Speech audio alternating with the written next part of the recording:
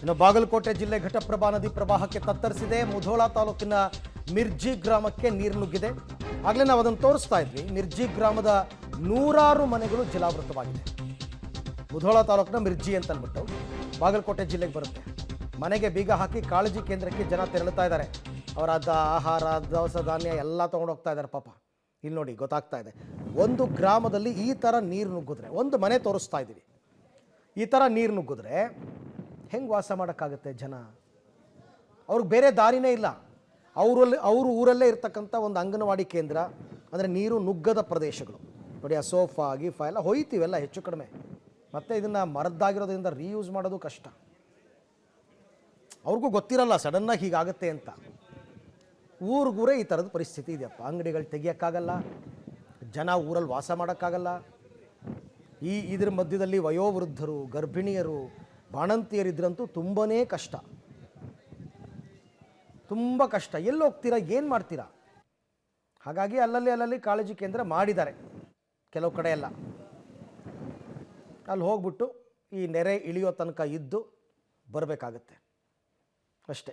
ಅವ್ರಿಗೇನು ಬೇರೆ ಥರ ಜಿಲ್ಲಾಡಳಿತ ಏನಾದರೂ ವ್ಯವಸ್ಥೆ ಮಾಡಿಕೊಟ್ಟಿದ್ದಾರಾ? ಊಟ ತಿಂಡಿ ವ್ಯವಸ್ಥೆ ಮಾಡಿದಾರಾ ಇಲ್ವಾ? ಶೌಚಾಲಯ ಮತ್ತೊಂದು ಮಗದೊಂದು ಎಲ್ಲ ಸಮಸ್ಯೆನೇ. ಬಟ್ ಏನು ಮಾಡ್ತೀರಾ?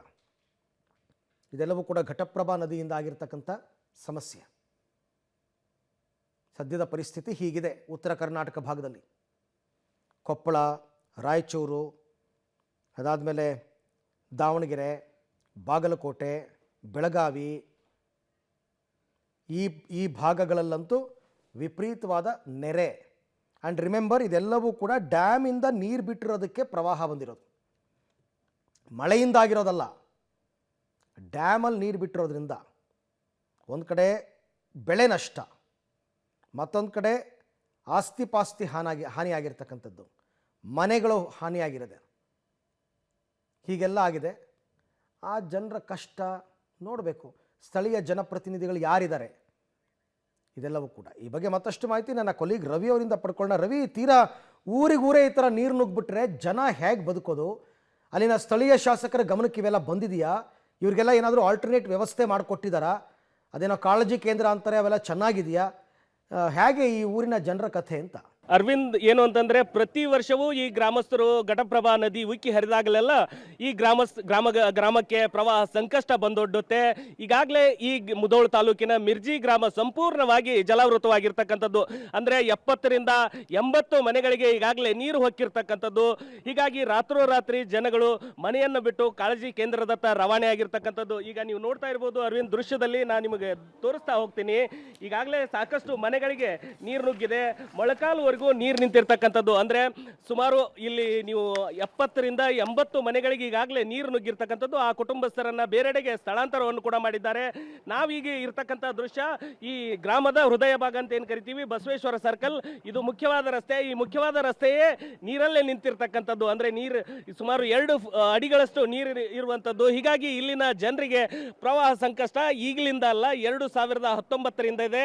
ಯಾವುದೇ ಬಿಜೆಪಿ ಸರ್ಕಾರ ಇರಲಿ, ಕಾಂಗ್ರೆಸ್ ಸರ್ಕಾರ ಇರಲಿ, ಪ್ರತಿ ವರ್ಷವೂ ಘಟಪ್ರಭಾ ನದಿ ಉಕ್ಕಿ ಹರಿದಾಗಲೆಲ್ಲ ಈ ಗ್ರಾಮಸ್ಥರು ಪ್ರವಾಹ ಸಂಕಷ್ಟಕ್ಕೀಡಾಗಿ ಈ ರೀತಿಯಾದಂಥ ಕಾಳು ಕಡಿ ಸರಕು ಸರಂಜಾಮುಗಳನ್ನು ಬಿಟ್ಟು ಬೇರೆಡೆಗೆ ಸ್ಥಳಾಂತರವಾಗುವಂಥದ್ದು ಇಲ್ಲಿ ಸರ್ವೇ ಸಾಮಾನ್ಯವಾಗಿರ್ತಕ್ಕಂಥದ್ದು. ಅರವಿಂದ್, ಪ್ರತಿ ವರ್ಷವೂ ಇಲ್ಲಿ ಪ್ರವಾಹ ಬಂದಾಗ ಶಾಸಕರು ಬರ್ತಾರೆ, ಜಿಲ್ಲಾಡಳಿತ ಬರುತ್ತೆ, ಈ ಗ್ರಾಮವನ್ನು ಬೇರೆಡೆಗೆ ಸ್ಥಳಾಂತರ ಮಾಡ್ತೀವಿ ಅಂತ ಹೇಳ್ತಾರೆ. ಆದರೆ ಯಾವುದೂ ಕೂಡ ಇಲ್ಲಿವರೆಗೂ ಆಗಿಲ್ಲ.